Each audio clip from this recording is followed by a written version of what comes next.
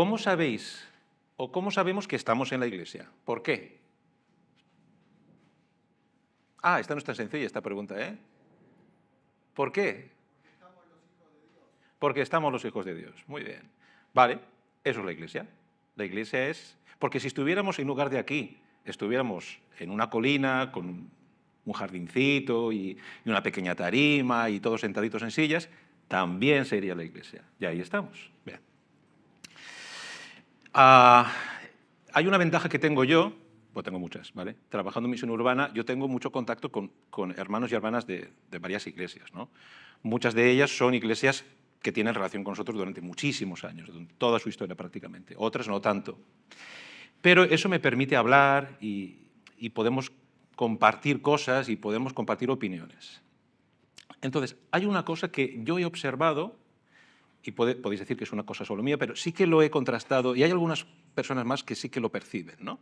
Con el paso de los años, en los últimos a lo mejor, no sabré decirlo, a lo mejor 10, 15 años, una sensación de que los miembros de las iglesias somos un poco...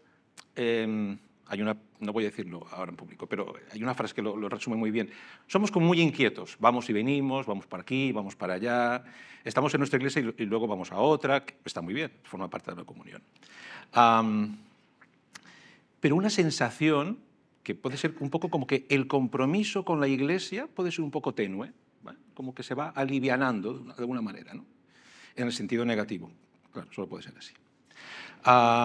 Algunos han hablado incluso de que las iglesias, si se descuidan, se pueden convertir en iglesias dominicales, que sabéis lo que significa. Es decir, nos encontramos todos el domingo y hasta el domingo que viene. Vale.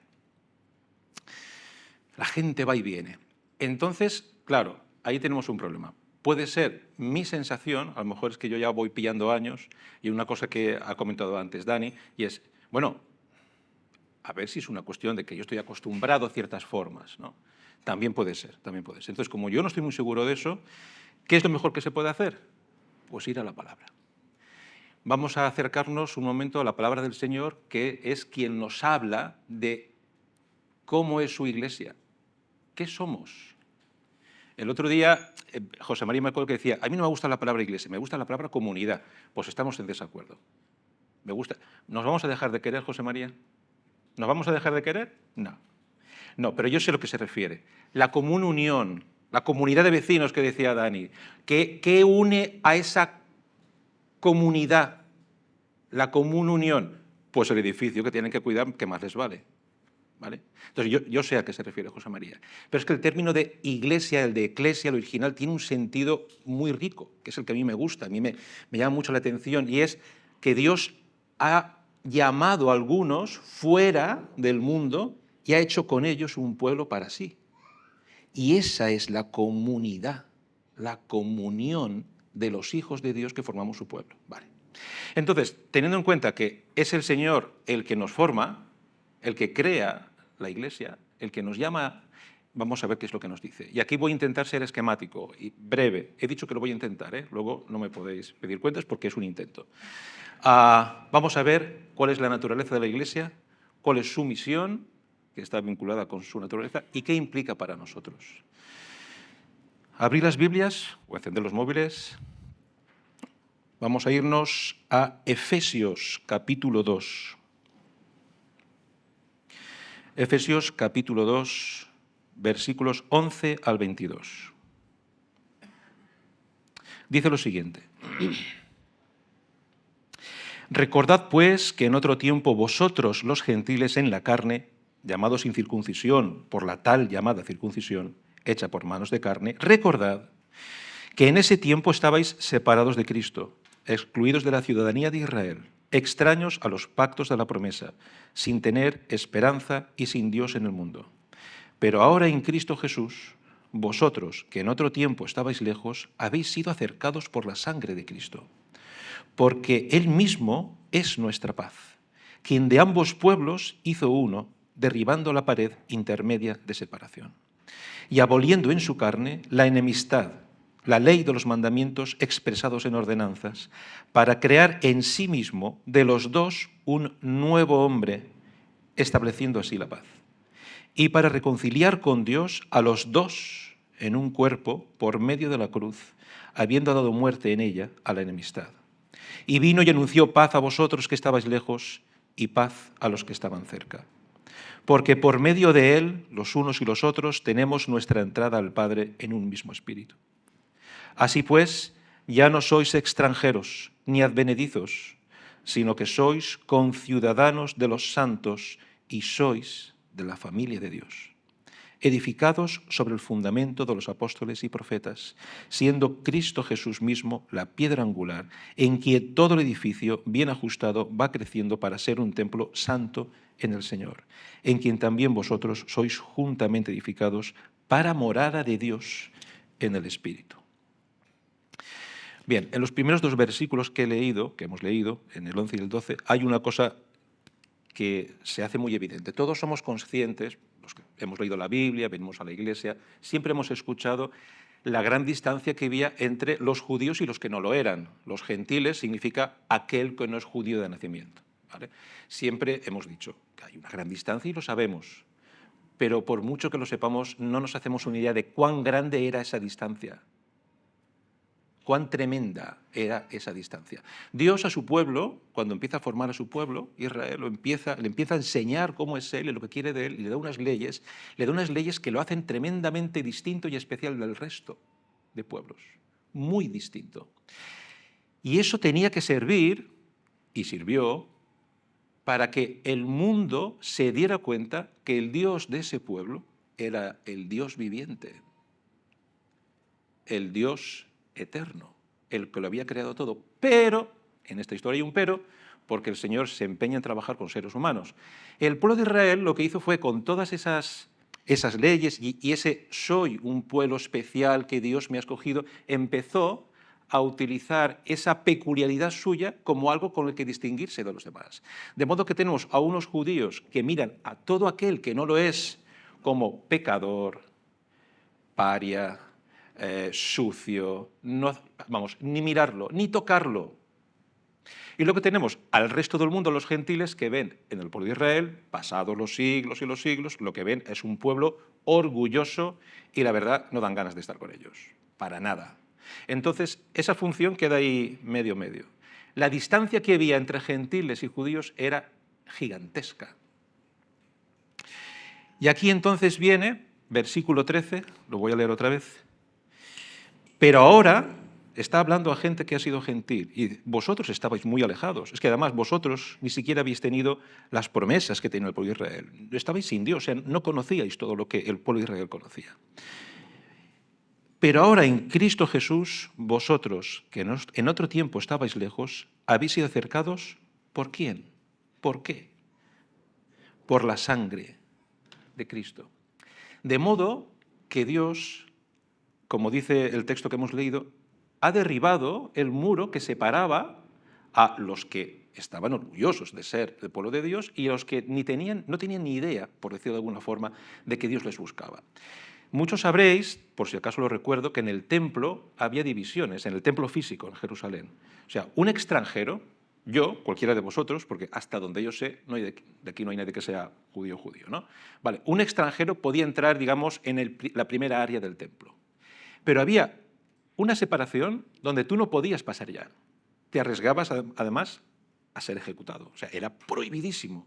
Si no eres israelita, si no eras judío, no podías cruzar esa puerta. Podías acercarte al templo, pero no podías entrar.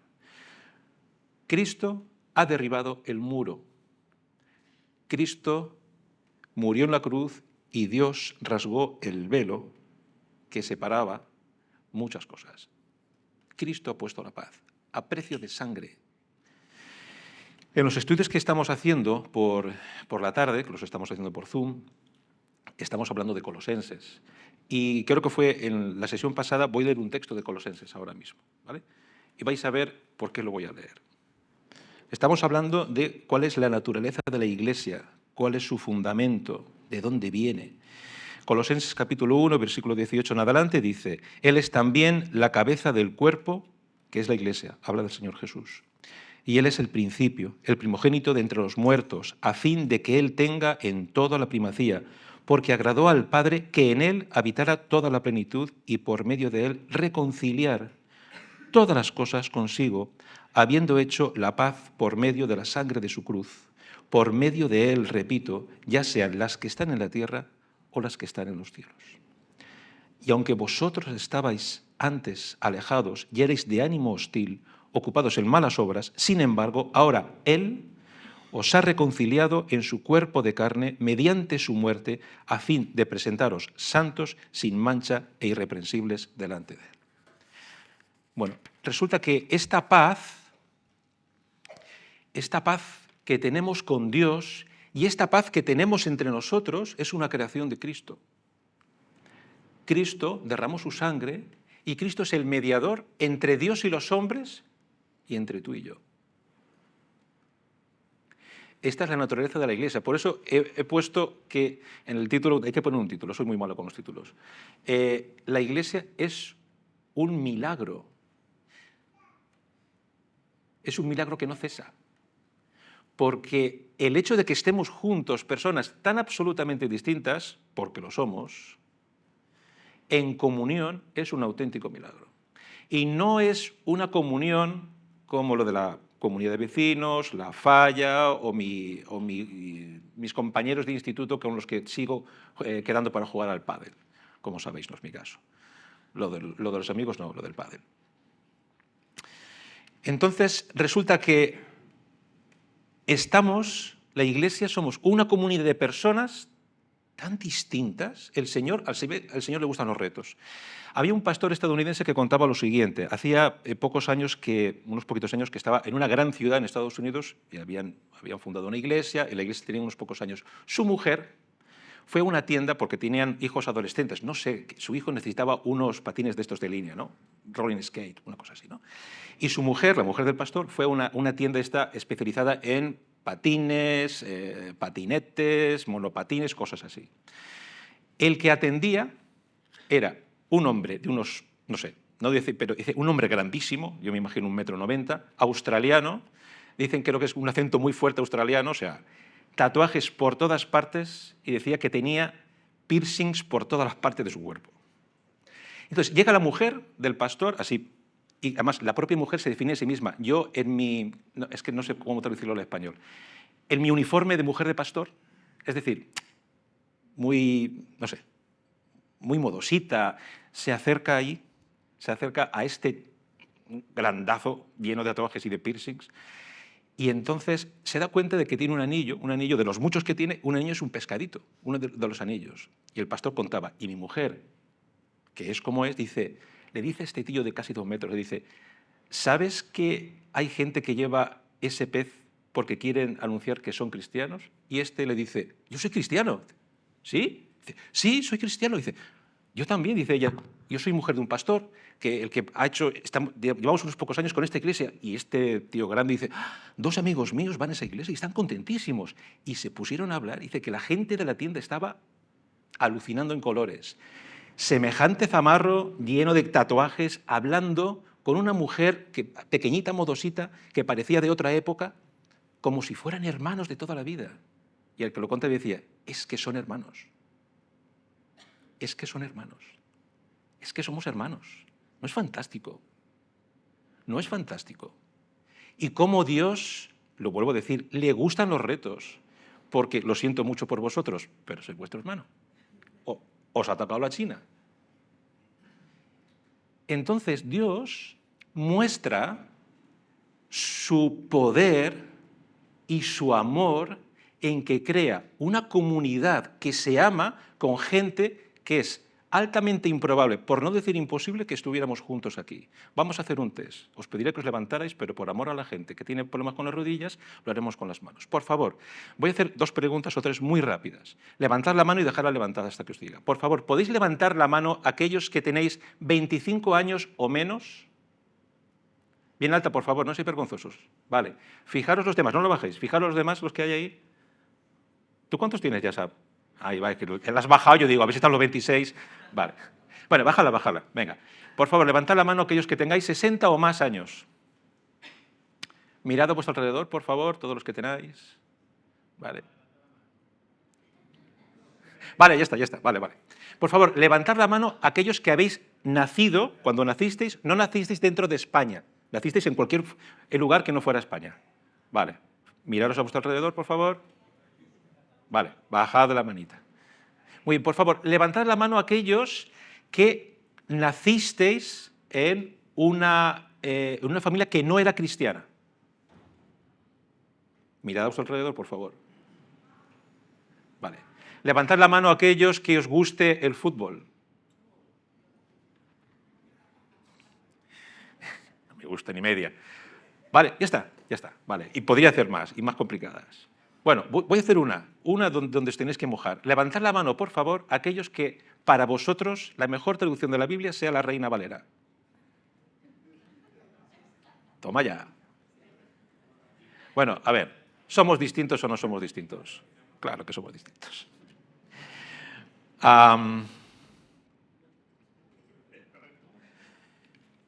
Si el Señor tuviera que organizar cómo se sienta la gente en una boda, o sea, todos los que habéis ido o os habéis casado, los más recientes son Tim y Maddie, a la hora de sentar a la gente en las mesas, uno se calienta, a ver, ¿con quién pongo a este? ¿Con quién pongo a Emilio y a Mariela? ¿Con quién pongo yo a Raúl? ¿Con quién pongo a David?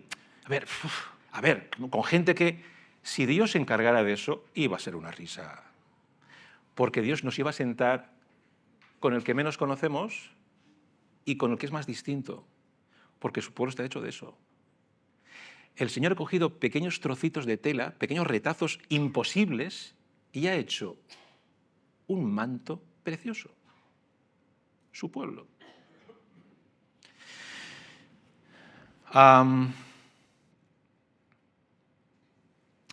Y la unión no es que pensemos igual, la unión es Él, que somos hijos de un Padre Celestial. Aquí en el texto hemos visto 3 ejemplos, no los vamos a leer porque aún hay más, 3 ejemplos muy bonitos de qué tipo de unión, cómo es esa iglesia. ¿Vale? En uno de ellos, no hace falta que lo leas, yo voy a hacerlo muy rapidito, ¿vale? Porque tenemos que pasar a lo siguiente. Habla de que ya no sois extranjeros y advenedizos, sino que sois conciudadanos de los santos y sois de la familia de Dios. Somos de la familia de Dios. El rey vive en la ciudad y yo puedo vivir en la ciudad del rey, pero en la familia yo vivo en la casa de mi padre. Somos de la familia de Dios. Dios es nuestro Padre. Somos hijos adoptados. Podéis coger cualquier historia de los que escribían tipo Tom Sawyer o cosas así. Si yo soy un pobre chaval, solo, huérfano, y Dios me rescata de la calle, me limpia, me da ropa nueva, me da de comer y me adopta, me dice, mira, a partir de ahora yo soy tu hijo. Yo voy agarrado en esa historia imaginaria de la mano de mi papá, contento, me voy a su casa, abre la puerta y me encuentro 50 como yo, limpitos, pero cada uno distinto de mí, y de pronto mi Padre Celestial me ha adoptado, pero no solo a mí, a un montón.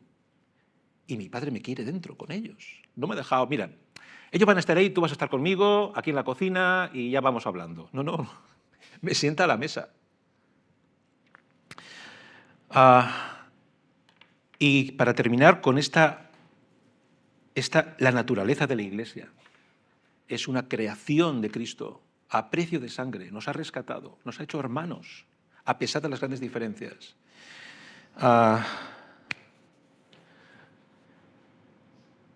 En quien todo el edificio, bien ajustado, va creciendo para ser un templo santo en el Señor, en quien también vosotros sois juntamente edificados para morada de Dios. ¿Os acordáis? En el Antiguo Testamento, cuando estaban las sombras de lo que había de venir, ¿vale? Cuando Salomón construye el templo, dice, bueno, aquí está el templo, pero ¿qué voy a hacer yo? Si tuya es toda la tierra. O sea, ¿cómo que un templo para Dios? Que está en todas partes y todos estamos en él. Pero Dios decide manifestarse de una forma especial en ese templo. Su gloria estaba de una forma especial en ese templo. Vale. Ahora a ver si podemos asumir lo siguiente. El Señor, el Dios de los cielos, se manifiesta de una forma especial en su iglesia. Su gloria se manifiesta de una forma especial cuando estamos juntos. Su amor se manifiesta de una forma especial cuando estamos juntos. Porque es imposible que yo ame a Jero y él a mí si no fuera porque somos hijos del mismo Dios. O a Lili y ella a mí si no somos hijos del mismo Dios. Es imposible. Podemos querer, diferencia entre amigos. Yo puedo tener mucha amistad con Tim, a lo mejor, o mucha amistad con Pablo, y a lo mejor, yo qué sé, con Ashley no tengo amistad. ¿Cuántos años tenemos de diferencia, Ashley? Más de 30. Vale. Pero nos podemos amar porque somos hermanos, incluso aunque pensemos radicalmente, de forma radicalmente opuesta. Porque lo que nos separa pueden ser muchas cosas, pero lo que nos une es superior, y eso es una muestra del cielo en la tierra. La Iglesia es una forma de demostrar que Dios es Dios, porque puede hacer eso. Siguiente. Si somos la morada de Dios, Dios se manifiesta en nosotros de una forma especial. Resumen, la Iglesia es de naturaleza divina, no es cualquier cosa. Somos de naturaleza divina, porque Cristo nos ha formado como un pueblo. Y eso la pone por encima de ti y de mí como individuos. Vamos a pasar a la siguiente. Acompañadme no va a ser muy largo, pero es importante. Acompañadme a Juan, capítulo 17. Muchos sabéis que en el Evangelio de Juan, a partir del capítulo 13, el Señor Jesús habla con sus discípulos un montón de cosas antes de que lo prendan. Es como famosas últimas palabras, ¿sí? En el capítulo 17 es la oración, lo titulan como la oración sacerdotal. El sumo sacerdote, que es Jesús, el máximo intercesor, hace una oración a su Padre, y al nuestro ahora también. Vale. Es todo un capítulo, pero yo voy a leer los últimos versículos, que dice lo siguiente, porque está hablando de nosotros. Ora, en este aposento alto, estaba orando por Raúl, y también estaba orando por Rubén, y también estaba orando por Rosalía, lo vais a ver enseguida, y por todo lo demás, vaya, no solamente por ellos tres. Versículo 20 del capítulo 17, dice lo siguiente. Está orando por sus discípulos, los que están con él ahí, porque viene marea. Pero dice, mas no ruego solo por estos, sino también por los que han de creer en mí por la palabra de ellos, para que todos sean uno, como tú, oh Padre, estás en mí y yo en ti, que también ellos estén en nosotros, para que el mundo crea que tú me enviaste. La gloria que me diste les he dado, para que sean uno, así como nosotros somos uno. Yo en ellos y tú en mí, para que sean perfeccionados en unidad, para que el mundo sepa que tú me enviaste y que los amaste tal como me has amado a mí. Primero, Dios crea un pueblo de retazos, hace un manto precioso con nosotros. Lo que quiere de nosotros es unidad. La unión que quiere de nosotros tiene dos facetas muy importantes. Primero, la calidad de la unión. Si yo tengo que estar unido con vosotros, que sois mis hermanos y mis hermanas en Cristo, que sois muy diferentes a mí, pero hay algo que nos une, que es nuestro Padre Celestial, esa unidad que yo debo tener con nosotros tiene una característica muy peculiar. Versículo 22. La gloria que me diste les he dado para que sean uno, así como nosotros somos uno. Es decir, yo tengo que estar unido a vosotros con la misma intensidad y cercanía que Dios Padre está cerca de Dios Hijo. No es cualquier cosa. No es cualquier cosa. Y luego, ¿para qué? Lo hemos leído. ¿Para qué? Para que el mundo lo vea. Para que el mundo sepa que Jesús, como hemos cantado, es el Señor. De modo que resulta que nuestra naturaleza, que es de carácter divino, somos un milagro que se extiende en el tiempo, implica que tenemos una misión y es mostrar al mundo que Dios es Dios y que es capaz de hacer esto. Un pueblo en movimiento, un pueblo en movimiento, un pueblo unido, a pesar de las grandísimas diferencias que hay entre nosotros. Ya me he repetido muchas veces, pero lo digo, el Señor Jesús eligió entre sus discípulos a un colaboracionista del Imperio Romano, que era Mateo, y a un casi terrorista en contra de los romanos, que era Pedro. O sea, a dos personas totalmente opuestas, pero totalmente opuestas. Eso era receta para un desastre. Y los hizo discípulos suyos. Si queremos organizar una boda, no llamemos al Señor, porque nos va a poner en los lugares más interesantes.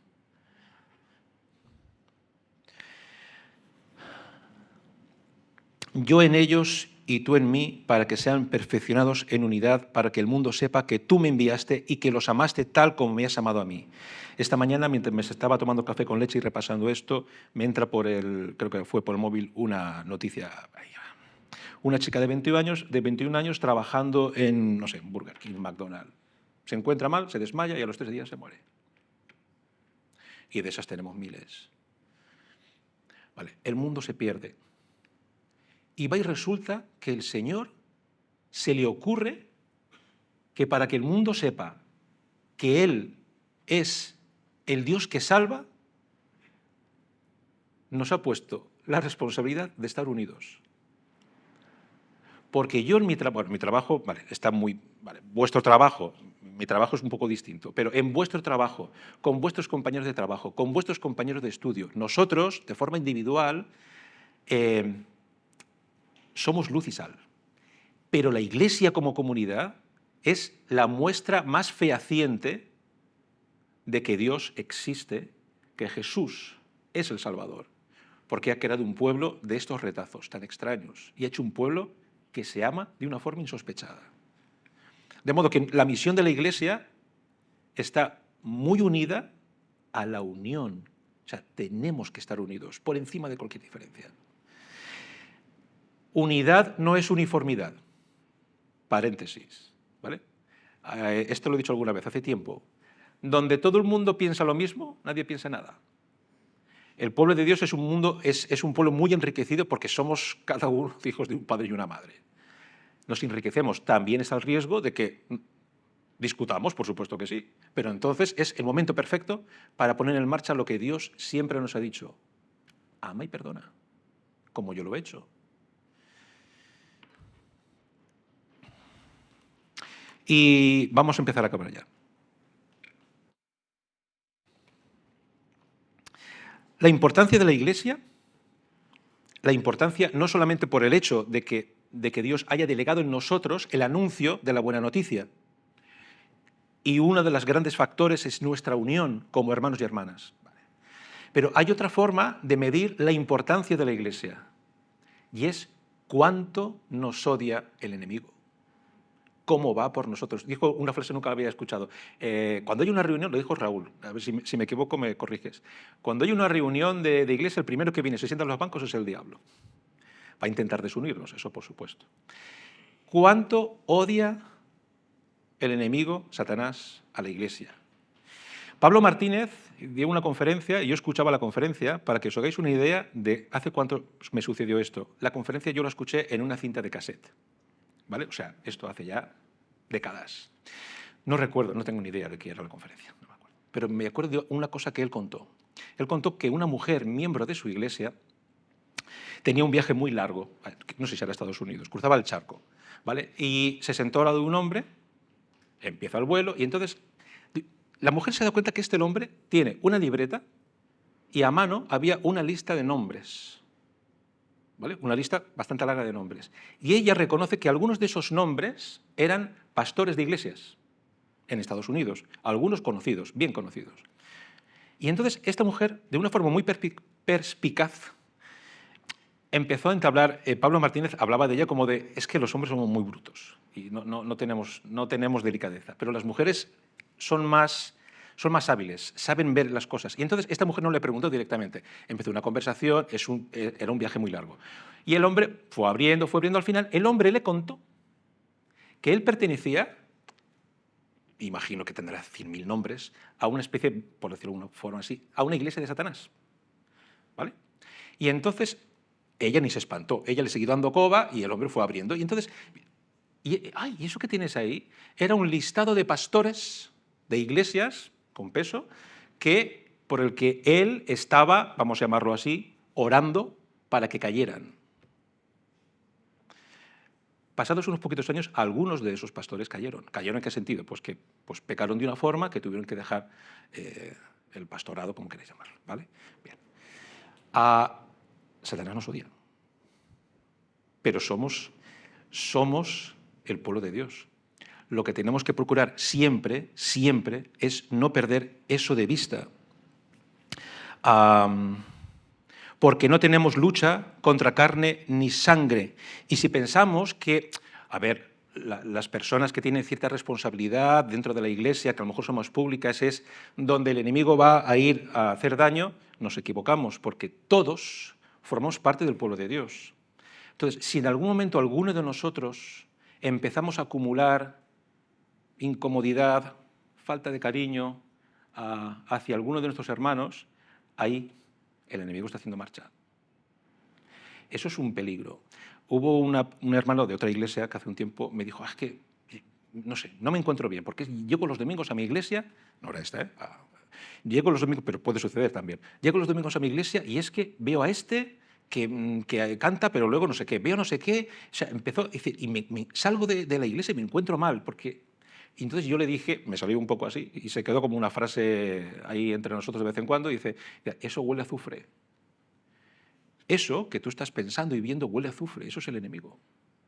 Si te empiezas a dar cuenta de en lo que falla el otro, en cómo no me ha mirado, en cómo no me ha saludado, en cómo ha dicho esto, lo he dicho con cierta sorna, si empiezas a acumular eso, ¿os acordáis? La Biblia nos lo advierte, el enemigo ronda.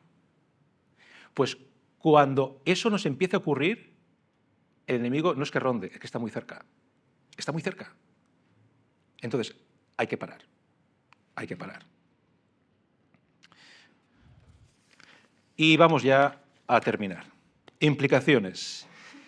Yo empezaba con lo que estaba diciendo. Tengo una sensación, a veces parece como que... Disculpad, como que la Iglesia parece como que pierde un poquito de fuelle. Hablo en general, ¿vale? Podemos hablar de esta y de otras iglesias. Esto lo he hablado con algunas personas. Y no tiene por qué ser así, pero mi percepción, ¿vale? Como que perdemos un poquito de fuelle a nivel de comunidad. Como que si nos descuidamos somos como pequeñas individualidades o pequeñas incluso familias, pero que no nos encontramos después todos aquí. Muy rápido. La Iglesia, la unidad de la Iglesia tiene presiones por dentro y por fuera. Por fuera, una sociedad que nos dice que quiere que seamos muy individuales, ¿no? Individualistas, y donde marcas siempre las diferencias, donde va a hacernos ver lo diferente que es el otro de ti. Luego, por la parte interna. Fijaros, las redes sociales, ¿sabéis por qué se utilizan mucho las redes sociales? Y somos afectos, yo también las tengo, nos gusta, porque en las redes sociales mostramos solamente aquello que queremos que los demás vean. Pero en comunidad, dentro de la comunidad, viviendo en comunidad, al final va a salir lo que yo soy. Si yo pongo un vídeo de TikTok, no lo tengo, si yo pongo TikTok y pongo un vídeo donde, por ejemplo, mi mujer o mi hija me están grabando mientras yo hablo a la cámara y yo tropiezo con una silla, tenemos unas sillas que son plegables en medio del pasillo, y tropiezo con una silla y la silla se cae y yo sonriendo a la cámara la levanto y sigo con mi speech, ¿vosotros qué pensaréis? Bueno, buen speech. Pero mi familia, ¿qué pensará? Más falso que un billete del Monopoly. Porque cuando yo tropiezo con una de esas sillas me pongo como un berraco, o sea, me enfado mogollón. ¿Por qué a veces, y esto lo estaba pensando mientras lo estaba preparando, por qué a veces algunas personas, y eso me va a incluir a mí, ahora os lo explicaré, no acuden mucho a la comunidad? O sea, venimos los domingos, está muy bien, que hay que hacerlo, y disfrutamos y aprendemos. Pero luego, reunión de oración, células, parece como que la cosa no va. A mí no es que me pase eso, porque yo esas cosas voy y me gusta estar, pero sí que es cierto que a mí mi temperamento el enemigo lo utiliza para tirarme para atrás. ¿Vale? Pues ¿por qué? Porque la familia, cuando convives con ellos, te conocen todas las hilachas. O sea, mi familia conoce mis defectos, los conoce muy bien. Y a veces me lo tiene que decir, a ver, papá, Emi, córtala. Vivir en comunidad significa el poder vernos de verdad los unos a los otros. Y yo me puedo molestar con Celeste o Celeste conmigo porque ella ha dicho o yo dije, o porque tiene un carácter y yo tengo un carácter. Claro que nos podemos molestar, pero ahí es cuando el Espíritu Santo empieza a trabajar. Y a veces me da la sensación de que cuando sea de una forma literal de no acudir a las cosas de la Iglesia o interna, porque yo me puedo sentar con vosotros y estar con la mente en otra parte y no conectar con vosotros, quizá en el fondo haya un temor a no mostrarme. Porque tengo mis defectos, por supuesto, muchos. Pero es que en ese momento, cuando mis defectos salen a la superficie, es cuando vosotros estáis capacitados para exhortarme en amor y para amarme a pesar de ellos. Y ese es el milagro.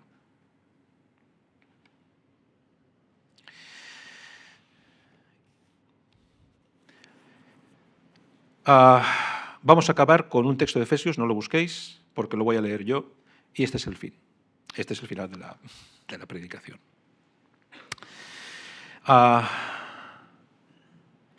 Porque tenemos que recordar lo siguiente: si no estamos en comunidad, somos como la brasa que se aleja de la hoguera. Poco a poco nos vamos apagando. Fijaros lo que dice en la misma carta de Efesios, en el capítulo 4, dice, el apóstol Pablo dice: yo pues, prisionero del Señor, os ruego que viváis de una manera digna de la vocación con que habéis sido llamados, con toda humildad y mansedumbre y paciencia, soportándoos los unos a los otros, ¿en qué? En amor. Humildad, mansedumbre, paciencia, soportándonos en amor. Esforzándoos por preservar la unidad del Espíritu en el vínculo de la paz. Esforzándonos en preservarlo. El vínculo de la paz lo ha creado Cristo. Nos lo entrega a nosotros. La Iglesia tiene todo el potencial de ser el cielo en la tierra, pero Dios lo ha dejado en nuestras manos y debemos preservar esa unidad por encima de cualquier cosa. Mi agenda semanal, ¿me acerca a mis hermanos o me aleja de ellos? ¿Quiero sentarme a la mesa y ser conocido o prefiero estar lejos para no pisar los pies de nadie ni que me pisen los pies? ¿Pienso con benignidad de mis hermanos y mis hermanas, como Dios lo hace conmigo, o guardo algún rencorcillo por ahí, por algún cajón? Dependiendo de las respuestas, podemos saber si somos parte de la unidad o estamos dándole munición al enemigo. El resumen de todo lo que he dicho, muy resumido, sería este. La Iglesia es de Cristo, su naturaleza es divina y es un milagro continuo a lo largo de la historia. La unión de su pueblo es clave para la extensión del Evangelio. La Iglesia tiene el potencial de ser ese milagro imposible pero real, pero depende de que lo preservemos dejando de lado nuestro ego, considerando a los demás, buscando siempre que lo que decimos, hacemos o pensamos aporte a esa unión y a preservar el vínculo de la paz. Os dejo con los últimos versículos de este texto de Efesios 4. Hay un solo cuerpo y un solo espíritu, así como también vosotros fuisteis llamados en una misma esperanza de vuestra vocación. Un solo Señor, una sola fe, un solo bautismo, un solo Dios y Padre de todos, que está sobre todos, por todos y en todos. Que el Señor nos ayude.